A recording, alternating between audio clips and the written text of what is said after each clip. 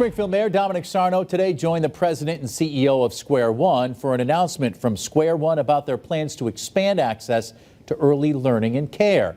That's just one of our stories today as we take you town by town. According to the City of Springfield's website, they'll be building a new state-of-the-art facility at 947 Main Street, which is the location where Square One once stood prior to the 2011 tornado. Mayor Sarno said, quote, "I am so appreciative of Square One's continued and dedicated efforts to provide an outstanding, caring, safe, nurturing, and educational environment for our children and their families." Over in Chicopee, a resident opened a pantry blessing box today for community members. The box is called the Prem Community Blessing Box, which stands for Please Remember Everyone Matters. The anonymous neighbor asked that people leave and take what they need. Guidelines are listed on the box asking that no open or expired food, medicine, alcohol, or cleaning products are used.